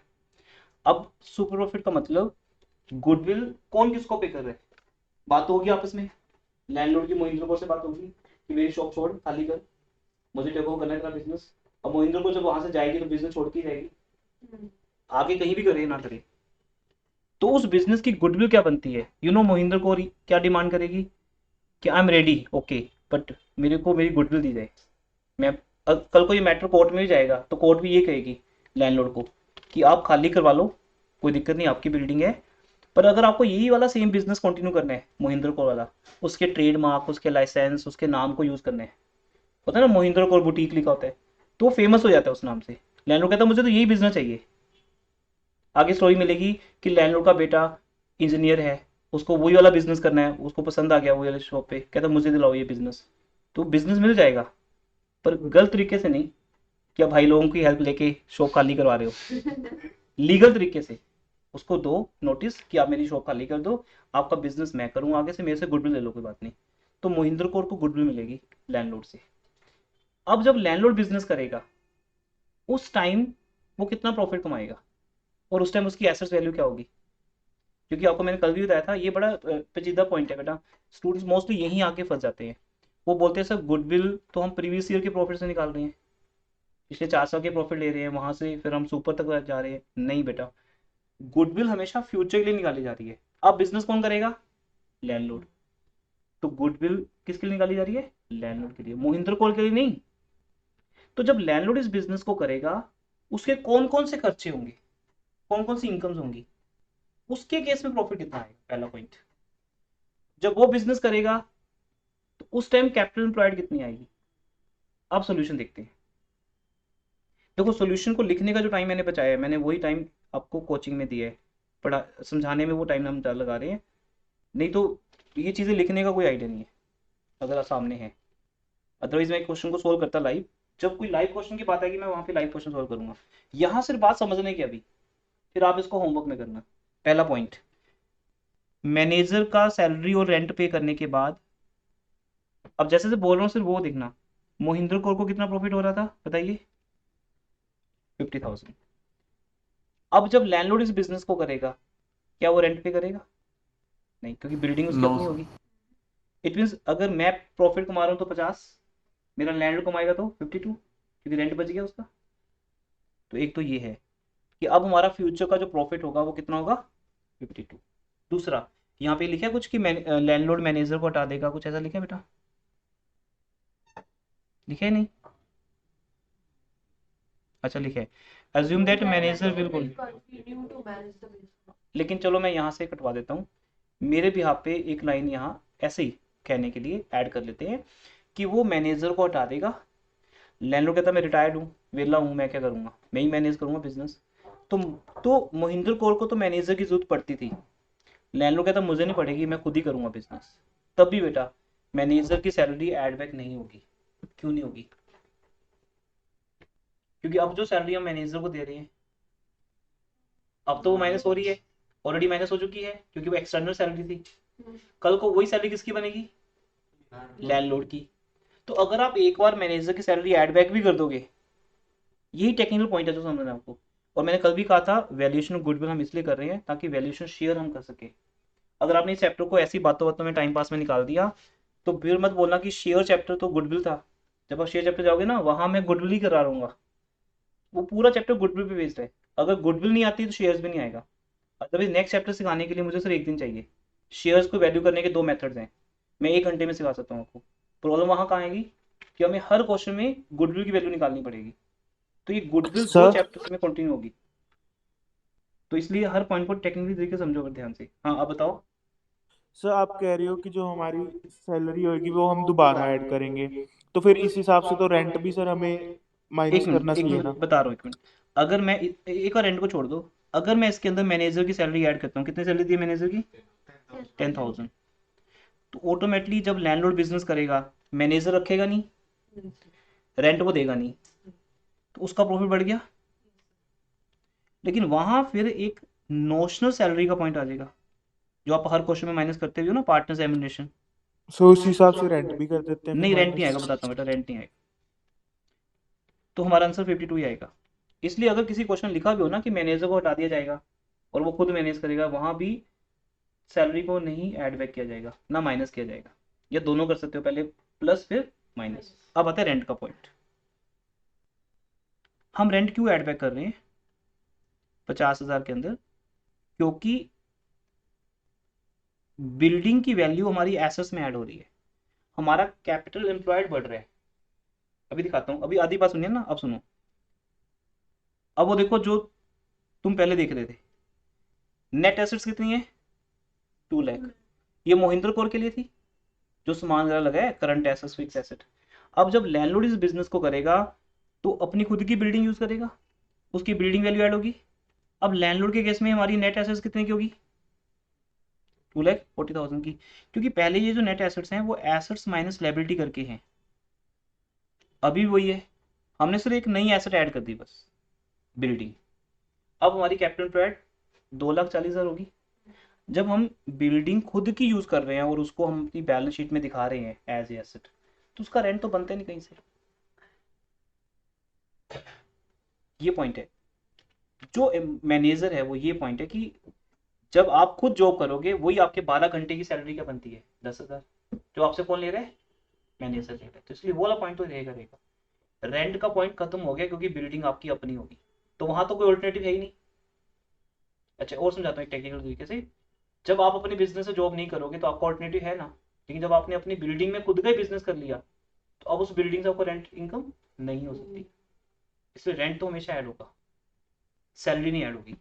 तो 2,40,000 बेटा आपकी कैपिटल एम्प्लॉयड होगी। अब नई वाली 12% रेट ऑफ रिटर्न क्वेश्चन में दिया हुआ है। अब आप सुपर प्रॉफिट आसानी से निकाल सकते हो। क्या फंड है सुपर प्रॉफिट का बताओ? एक्चुअल प्रॉफिट, जो अब लैंडलॉर्ड को 2,000 ज्यादा होगा 52 होगा, और नॉर्मल प्रॉफिट मोहिंदर कौर के लिए 2 लाख था कैपिटल एम्प्लॉयड और लैंडलॉर्ड के लिए 2,40, उसका 12%। अब जो भी इसका आंसर आएगा तो डिफरेंस माइनस करके आ जाएगा 23,200। मेन तो फंडा यहीं तक है, आगे गुडविल का फॉर्मूला सबको आता है, super profit into 3 years purchase, that is goodwill. Same एक ऐसा क्वेश्चन मिलेगा, कुछ नहीं भी समझ आया कोई बात नहीं, अभी वेट करो। अब आप इस क्वेश्चन को पढ़ो, यहाँ से समझ आ जाएगा, एक केमिस्ट वाला क्वेश्चन है ये। नेक्स्ट क्वेश्चन ये देखो, हाँ रीड करो।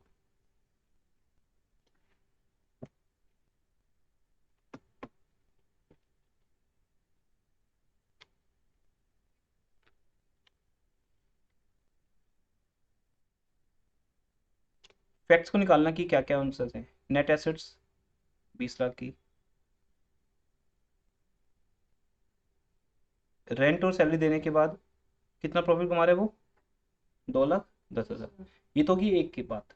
अब उसके लैंडलॉर्ड की नज़र है उसके बिजनेस पे, हिज लैंडलॉर्ड, ठीक है, जो खुद ही एक केमिस्ट रहा है, एक्सपर्ट केमिस्ट, वो कहता है मैं इस बिजनेस को खरीद लेता हूँ और 10% उसको रेट ऑफ रिटर्न मिलती है, चलो ठीक है, और ठीक है, बिल्डिंग वैल्यू 1 लाख है, सेम है। जो प्रॉफिट मोहिंदर कौर को हो रहा था उसके प्रॉफिट में हमने रेंट ऐड कर दिया, लैंडलॉर्ड का प्रॉफिट ज़्यादा हो गया क्योंकि वो खुद की बिल्डिंग में करेगा काम, रेंट देगा नहीं। और एसेट वैल्यू जो मोहिंदर कौर की 20 लाख थी, लैंडलॉर्ड की कितनी होगी 21 लाख। आगे सुपर प्रॉफिट आपको आता ही है। एक्चुअल एवरेज प्रॉफिट 255, इसके दो नाम है, फ्यूचर मेंटेनेंस प्रॉफिट या एक्चुअल एवरेज प्रॉफिट। 255 एडजस्टेड, क्या एडजस्टमेंट हुई 45,000 की, माइनस नॉर्मल प्रॉफिट जो किस पे निकलता है 21 लाख की कैपिटल एम्प्लॉयड पे 10% के हिसाब से 2,10,000, ठीक है जी। तो सुपर प्रॉफिट आ गया इंटू 3 इयर्स परचेज आ गई। अब नीचे देखो, no adjustment for manager salary, ये आपको समझा रहा था क्योंकि उसने क्या लिखा है, आई एम एक्सपर्ट केमिस्ट, तो वो खुद ही करेगा काम, फिर मैनेजर हटा देगा तब भी कोई बात नहीं, मैनेजर सैलरी बचेगी तो लैंडलॉर्ड की सैलरी आ जाएगी। जबकि एक्चुअली क्या पॉइंट है कि मैनेजर को सैलरी एक्चुअल देनी पड़ रही है और आपकी सैलरी नोशनल है, पर गुडविल में उसको लिया जाता है कि आप भी अगर बैठते हो तो आपकी भी सैलरी बनती है। ठीक है। अगर मैं एग्जांपल दूं, एक मैनेजर है जिसकी सैलरी 20,000 है, आपने उसको उठा के अमिताभ बच्चन को रख लिया केमिस्ट की शॉप पे, कितनी सैलरी मांगेगा वो? बहुत ज्यादा, करोड़ों पे मिलेगा। उनको तो जॉब से मतलब है ना, केबीसी में मिले या आपकी शॉप पे मिले, आपकी अफोर्डेबिलिटी होती नहीं, उनकी होती है बस, फर्क इतना है, इसलिए हम रख नहीं सकते उनको। तो अगर रखोगे तो सैलरी कितनी ज्यादा बन जाएगी उनकी, तो वो पॉइंट है। तो आपके 20,000 बचेंगे, 20 लाख माइनस हो जाएंगे। तो इसलिए लैंडलॉर्ड अगर खुद अमिताभ बच्चन है तो वो एक्सपेक्ट करेगा ना कि मेरी शॉप मुझे 20 लाख दे। वो मैं, इसलिए वो लोग खुद काम नहीं करते, वो ड्राइवर रख लेते हैं, मैनेजर रख लेते हैं, क्योंकि उनको पता है कि वो खुद जब काम करते हैं तो उनको 20 लाख मिलते हैं वहां से, या 20 करोड़ मिलते हैं। तो ड्राइवर बन के क्यों गाड़ी चलाएं, टाइम वेस्ट क्यों करें, उतने कुछ क्रिएटिविटी कर लेते हैं, एक एपिसोड बना लेते हैं। तो ये पॉइंट है, आपकी कितनी फाइनेंशियल वैल्यू है। 2 घंटे बातें करने में जो टाइम वेस्ट कर रहे हो, उस 2 घंटे से कितना कमा सकते हो, वो लोग यही कैलकुलेट करते हैं। इसलिए वो 2 घंटे कहीं जाने के भी पैसे मांगते हैं। उनको अगर यहाँ बुलाना हो ना 2 घंटे के लिए, करोड़ों रुपये लग जाएंगे हमारे, ऐसे नहीं आएंगे। अब अगर वेले हैं, होंगे वेले तो हैं, बुला लो। जैसे हम होते हैं कि हाँ तू क्या कर रहा है, फ्री हूँ, चल आ जा शॉपिंग में चलते हैं, क्योंकि तुम्हारी वैल्यू नहीं है। यही पॉइंट है। जब ये किसी फ्रेंड को बोलते हो कि क्या कर रहा है, कोई फ्री, चले मूवी देखने, बोला चले, बोले तुम भी वेले, वो भी वेला। अब अगर वो बिजनेसमैन है, वो नहीं जाएगा, बोले मैं इतने कस्टमर छोड़ के भी जाऊँ, उसको पता है मेरे 2 घंटे वेले, पर उसके कोई नहीं, वो वेला है ना? जब मर्जी बुला लो, एक्टिवा खराब हुई फ्रेंड को बुला लो, 3 घंटे उसको बोलो कि अपने घर घर छोड़ देना। तो फाइनेंशियल वैल्यू 0 इट मीन्स। लेकिन वही फ्रेंड जब जॉब करेगा फिर नहीं आएगा, जब मर्जी फोन कर लेना। ये आज ही है सिर्फ। हाँ जी, अब देखो यहाँ पे क्या लिखे है, no adjustment for the salary. Clear है, रेंट को लेके डाउट नहीं होना चाहिए, उसे हमें ऐड बैक करना है लेकिन माइनस नहीं करना, क्योंकि बिल्डिंग वैल्यू बढ़ा दी ना हमने उधर, एसेट वैल्यू बढ़ा दी। अब देखो नेक्स्ट क्वेश्चन है, ये आप करोगे होमवर्क में, ठीक है, ये नॉर्मल क्वेश्चन है। नेक्स्ट क्वेश्चन ये चेक करो 11th, ठीक है जी। आ जाओ नेक्स्ट क्वेश्चन में। हाँ, अब यहाँ पे एक न्यू मेथड मिलेगा, वेटेड एवरेज। हाँ, क्वेश्चन चेक करो, ये न्यू बुक में, ठीक है। तो नेक्स्ट क्लास में चैप्टर ओवर हो जाएगा, होमवर्क अपना अप टू डेट कर लेना आज। कुछ स्टूडेंट है जो नेक्स्ट वीक से ज्वाइन कर रहे हैं, ऑब्वियसली फिर वो रिकॉर्डिंग देखेंगे, हम किसी के लिए वेट नहीं करेंगे, जो भी लेट, जितना लेट आता जाएगा रिकॉर्डिंग देखता जाएगा, क्योंकि सेमेस्टर हमें टाइम नहीं देता है ना वेट करने का, ना दोबारा कर रिपीट करने का। अब देखिए यहाँ पर हमें प्रॉफिट्स दिए हैं, वही है कल वाला क्वेश्चन है, कितने प्रॉफिट्स दिए हैं, 32,000, 36,000, 35,000, कुछ भी दिए नहीं, सॉरी 43,000, ये 3 प्रॉफिट्स हैं, नजर आ रहे हैं आपको? Yes sir. एक मिनट थोड़ा सा, जब आप क्वेश्चन करोगे ना एग्जाम में, तो आप इसको हॉरिजॉन्टल करना, वही 3 प्रॉफिट लिखते हैं ना ऊपर हेडिंग में, तो 3 साल के प्रॉफिट ले लेना, टेबल बना लेना एक अपना, समझ गए, बना के दिखाऊं, है ना? तो हॉरिजॉन्टल टेबल बन जाएगा, 2008, 2009, 2010 प्रॉफिट लिख लिया। अब सबकी क्या क्या एडजस्टमेंट चेक करो, चेक करो क्या क्या एडजस्टमेंट है। ईयर कोई भी दिया नहीं बुक में, डजंट मैटर। क्या क्या लिखा है यहाँ पे, income from investment sir 1800 include है प्रॉफिट में, किसके अंदर इंक्लूड है, किस प्रॉफिट में इंक्लूड है एक्चुअल प्रॉफिट में जो गिवन है, गिवन बेटा, किस ईयर के प्रॉफिट में ये बोल रहा हूँ, ईच ईयर। ईयर। तो आप 3 बार माइनस करोगे फिर। Yes sir. अब यहाँ पे मैंने एक बात बताई थी आपको कल, क्या थी वो, आप तीनों प्रॉफिट्स को ऐड करो, 3 से डिवाइड करो, जब वो एक एवरेज में कन्वर्ट हो जाएगा तो उसमें से एक ही बार माइनस कर दो 1800, या 3 बार करो। अब ये पॉइंट कॉमन रहेगा, आपकी मर्जी है कैसे करना है। अब हमारे 3 प्रॉफिट्स आ गए, जिसको हम बोलते हैं adjusted average profits, sorry adjusted net profits. उसकी एवरेज निकाल लो, ये तीनों की एवरेज निकाल ली, डिवाइड किया, ठीक है। इसमें से माइनस करना है नॉर्मल प्रॉफिट। उसके लिए फंडा क्या है, रेट ऑफ रिटर्न 10% है, और कैपिटल एम्प्लॉयड कितने चेक करो, total asset and total liabilities. तो टोटल एसेट कितने दिए आपको,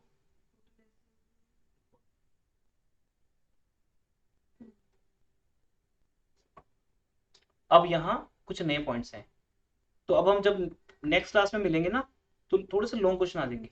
अब यहाँ एडजस्टमेंट्स मिलेंगी एसेट लायबिलिटी रिलेटेड भी। कुछ है चेक करो इस क्वेश्चन में या नहीं है?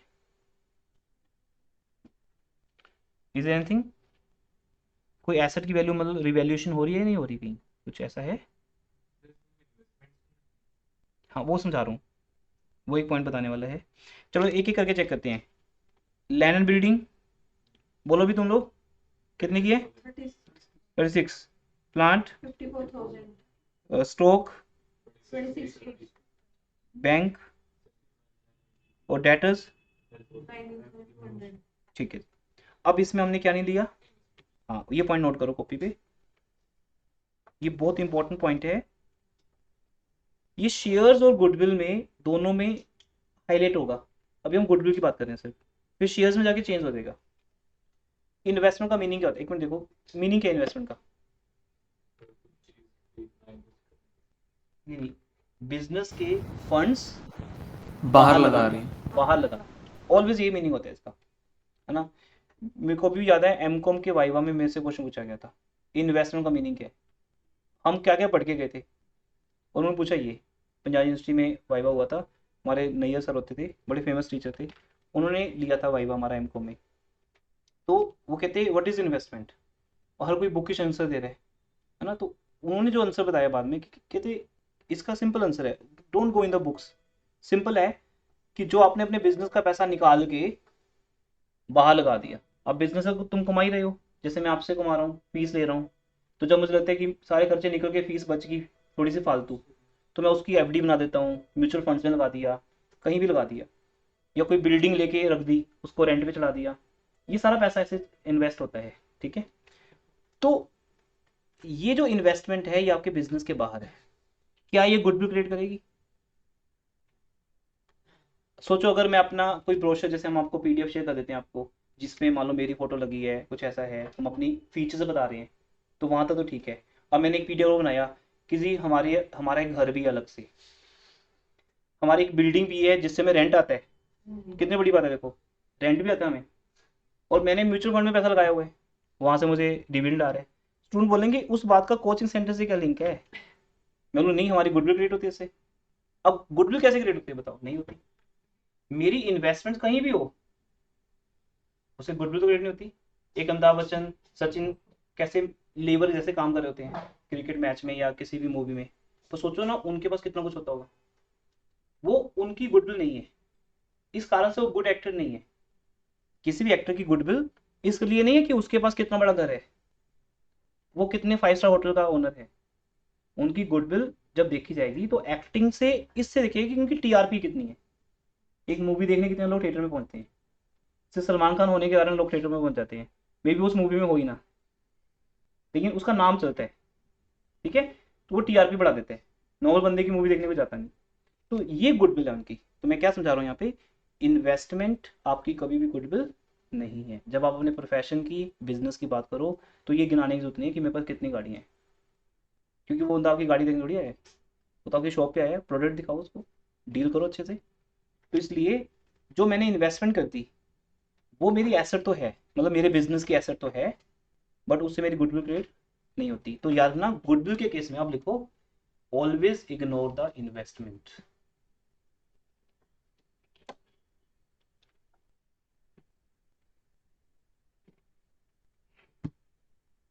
ऑलवेज इग्नोर द इन्वेस्टमेंट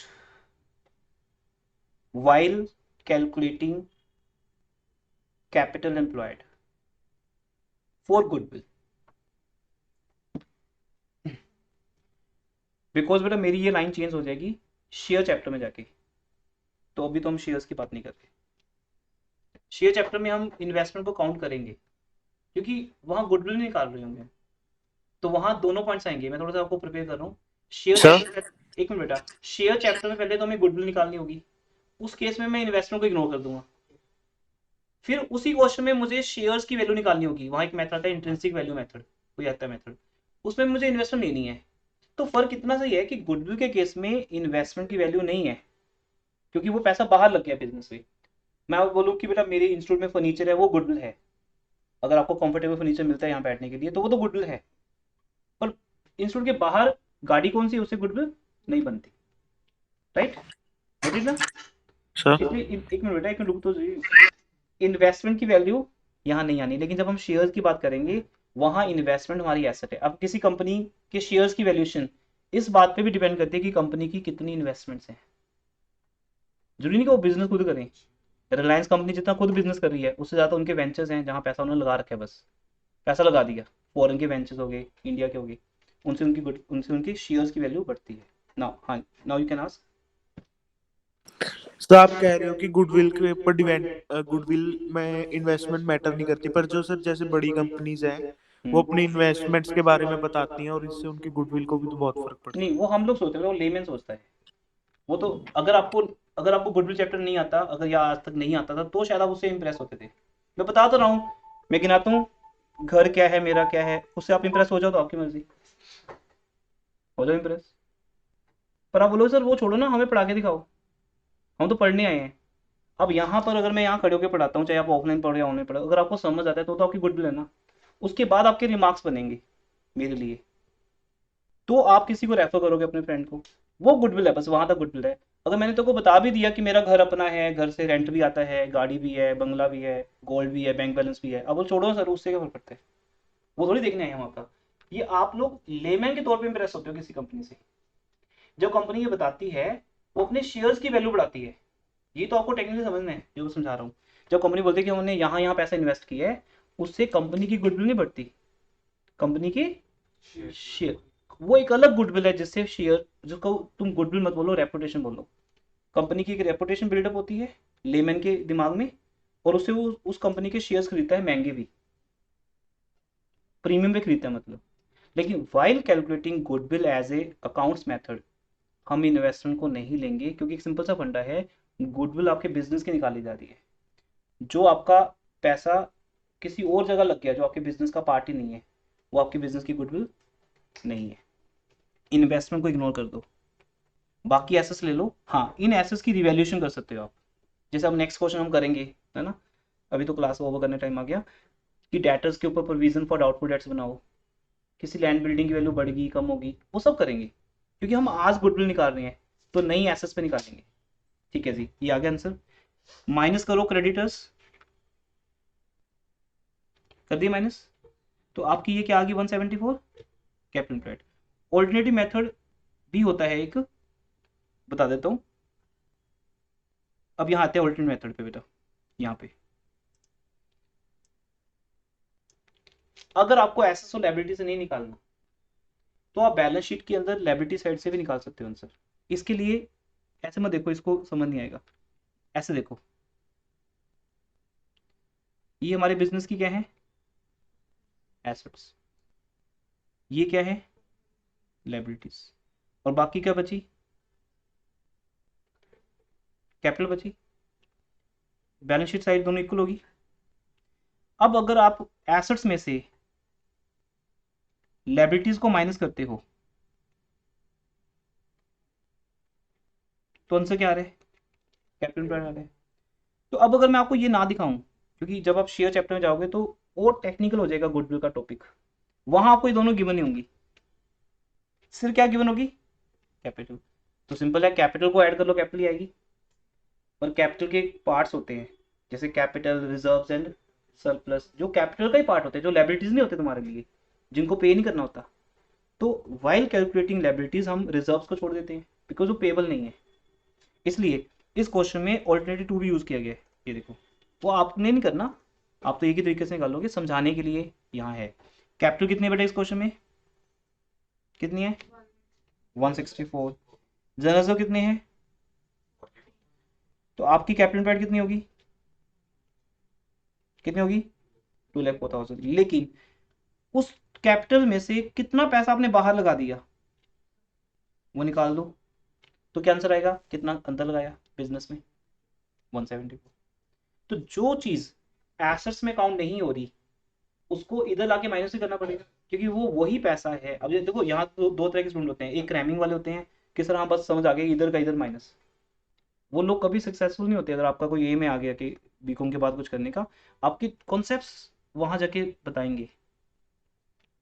तो आपके कॉन्सेप्ट स्ट्रॉन्ग हो जाइए इस तरीके से कि ये माइनस क्यों हो रहा है, क्योंकि हम यहाँ पे क्या बात कर रहे हैं, जो पैसा आपने अपने बिजनेस में लगाया था, उसमें से 30,000 निकाल ले और बाहर फेंक दिए। सपोज मैं इंस्टीट्यूट से 30,000 निकालूं और विंडो से बाहर फेंक दूं, बन गया सीन दिमाग में। इट मीन आया तो इंस्टीट्यूट में, बाहर मैंने म्यूचुअल फंड वालों को कैच करवा दिया कि जाओ भी तुम लोग ले जाओ 30,000, बाद में इंटरेस्ट भेज देना घर पे। तो वो पैसा तो निकल गया। तो मेरे बिजनेस की कैपिटल एम्प्लॉयड 2 लाख समथिंग नहीं है, फिर 170। इसे याद रखना, इन्वेस्टमेंट्स को ऐसा साइड पे काउंट नहीं करना, और जो जो चीजें वहां काउंट नहीं होंगी वो इधर से माइनस होंगी। मैं और एग्जांपल भी दे सकता हूँ, जैसे लॉसेस, फिक्टिशियस एसेट्स। आपको बैलेंस शीट की एसेट क्या मिलेगा? पीएल का debit balance. Advertisement suspense count, तुम क्या उनको एसेट में काउंट करोगे? क्या वो तुम्हारी गुडविल क्रिएट करती हैं? नहीं।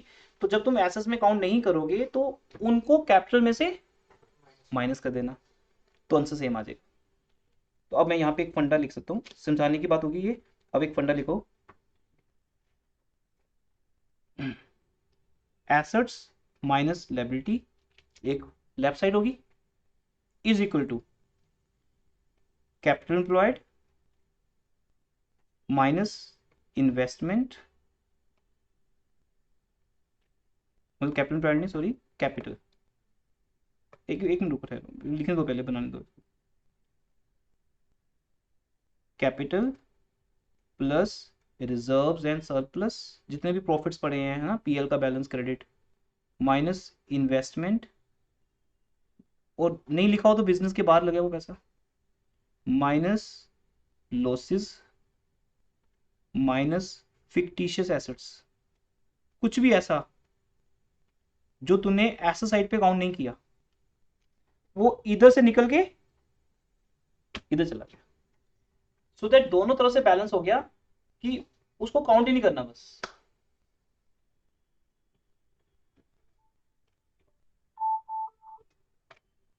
ओके,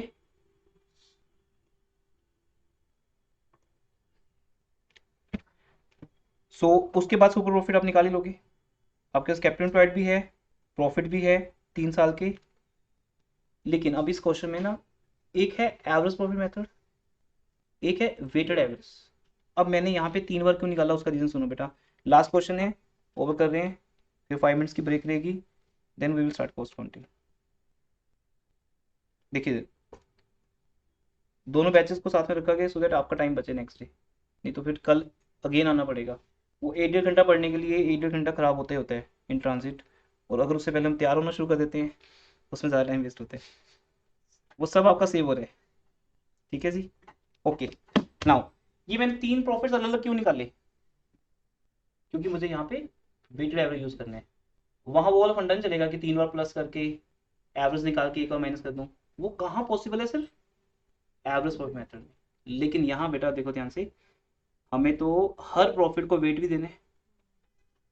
तो अब आप ये लिख लो या समझ लो अपने आप कि वेटेड एवरेज प्रॉफिट में हमें हर प्रॉफिट अलग अलग चाहिए, इंडिविजुअली चाहिए, क्योंकि इनको इनके वेट्स के साथ मल्टीप्लाई करने। अब वेट्स की मैंने कल बात बताई थी, क्या थी वो बात? हाँ बोलो लो पारस। यस, जितना लेटेस्ट प्रॉफिट उतना ज़्यादा वेट। लेकिन आपको इससे जरूरत नहीं पड़ती क्योंकि वो खुद ही देते हैं रेस्पेक्टिवली 1 2 3।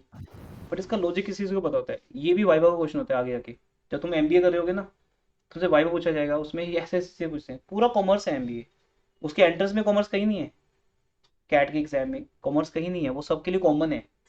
वहाँ शायद नॉन मेडिकल वाला बच्चा आपसे आगे निकल जाता है रीजनिंग मैथमेटिक्स स्ट्रॉन्ग होने के कारण, लेकिन जब वो वहाँ जाता है तो वहाँ कॉमर्स है, वहाँ तुम उनके गुरु होते हो, क्योंकि वो जनरल सीख रहे होते हैं कि भैया बताना कैश टू कैपिटल ये क्या है, ये दिक्कत नहीं आती आपको? बहुत आती है बेटा।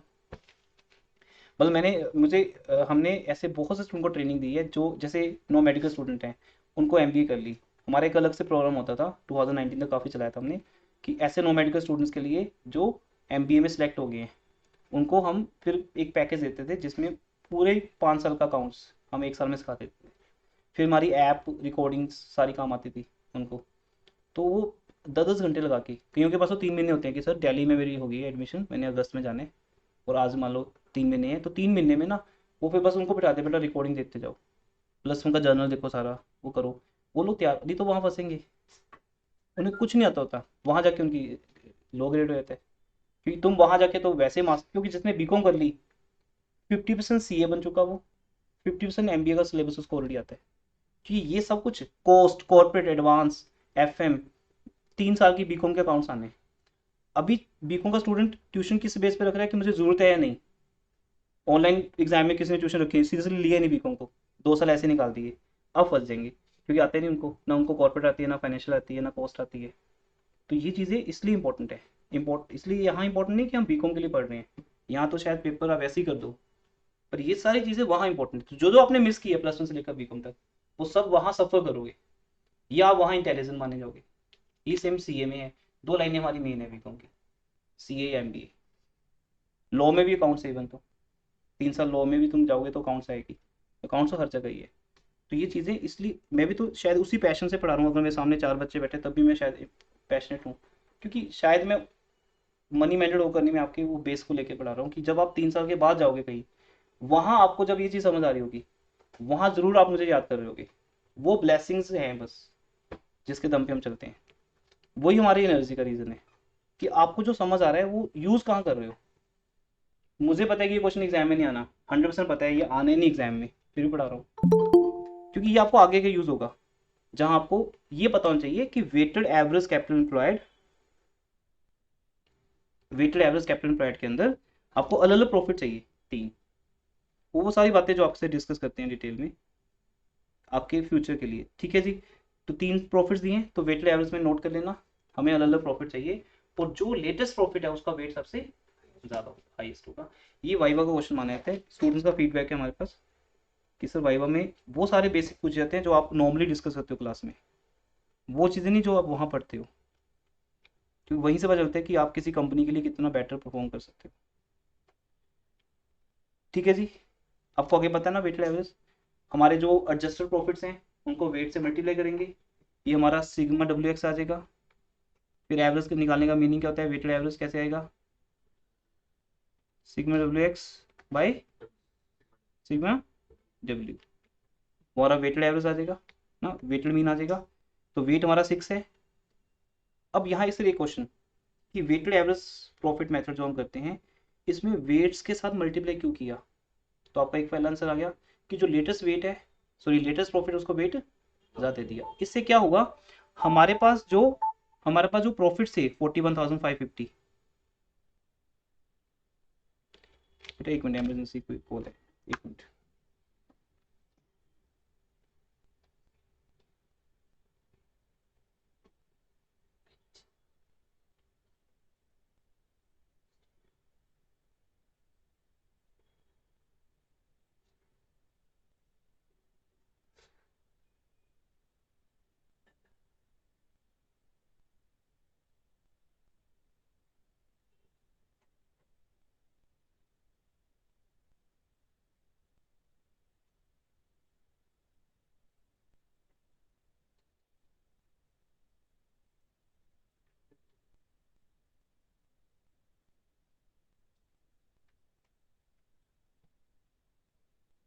अब ये क्वेश्चन कर लेंगे आप सुपर प्रॉफिट से और वेटेड एवरेज से भी।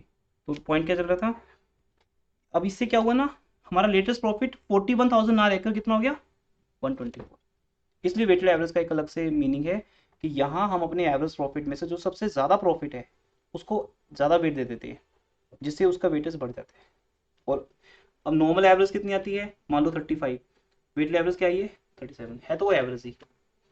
करना क्या है, उस एवरेज प्रॉफिट को मल्टीप्लाई करना है, चाहे वो सिंपल एवरेज प्रॉफिट हो 3 साल के प्रॉफिट का डिवाइड बाय 3, या वेटेड एवरेज प्रॉफिट हो। गुडविल कैसे आएगी, इनटू समथिंग करके, 2 years परचेज, 3 years परचेज। ठीक है, अभी ये सब मिक्सअप दिख रहा है, आप जब क्वेश्चन पढ़ोगे समझ जाओगे मेथड कितने कितने हैं आपके पास। ये सारे वर्क की नोट्स हैं। कितने मेथड्स है इस क्वेश्चन में, number 1 on simple average basis, simple average निकालो उसको इंटू 2 करो, वेटेड एवरेज निकालो इंटू 2 करो, फिर सुपर प्रॉफिट निकाल लो ऑन द बेसिस ऑफ, है या नहीं, 2 ही मेथड्स हैं। अच्छा सॉरी, ठीक है, सुपर प्रॉफिट और वेटेड एवरेज कर लेंगे यहाँ तक। ठीक है, यहीं तक आपका होमवर्क है। अभी ब्रेक रहेगी 5 मिनट्स की, देन हम कॉस्ट काउंटिंग स्टार्ट करेंगे आज, कॉन्ट्रैक्ट कॉस्टिंग। और होमवर्क नोट कर लीजिए, नेक्स्ट क्वेश्चन आप होमवर्क पे कर सकते हो, डू इट, नोट करो बेटा, यही है क्वेश्चन। यस अच्छा वो क्वेश्चन रह गया बाई चांस जो आपने पिक्चर की थी, नेक्स्ट क्लास में ले लेंगे। बीच में टाइम लगा नहीं निकलने का। उसके बाद नेक्स्ट क्वेश्चन है, ये है आपके पास, इस पे शायद डाउट है, मैंने बुक में क्रॉस लगाया हुआ है, इसको भी मत करना एक्स लिमिटेड वाले को, मे बी कोई गलत हो या पैटर्न में ना हो। देन आपको नेक्स्ट क्वेश्चन है, रमेश है, ये आपको करना है, ये वही है मोहिंद्र कौर वाला। मोहिंद्र कौर का नेम अब नए न्यू रीबोर्न होके क्या हो गया, रमेश हो गया, होगा वही उसके साथ, सेम क्वेश्चन है मतलब। वाइस क्लैबरडल है, ये नहीं करना, ये मैं करवाऊंगा। उसके बाद ये क्वेश्चन है ना ICM, ये भी ट्राई करना, हो जाएगा आपसे। यहाँ आके फंसोगे थोड़ा सा तो थोड़ा स्टार्ट कर लेना, नहीं तो ये हमारा नेक्स्ट क्लास का क्वेश्चन है, ये मेन क्वेश्चन है नेक्स्ट क्लास का, कोई बात नहीं, चाहे मत करना। फिर ये है आपके पास एक्स लिमिटेड, नहीं चलो छोड़ो, ये सब मेरे कराने वाले, अब यहीं तक करिए होमवर्क, फिर मिलते हैं। क्लास ओवर करो एवरीवन, फिर दोबारा लॉगिन होते हैं।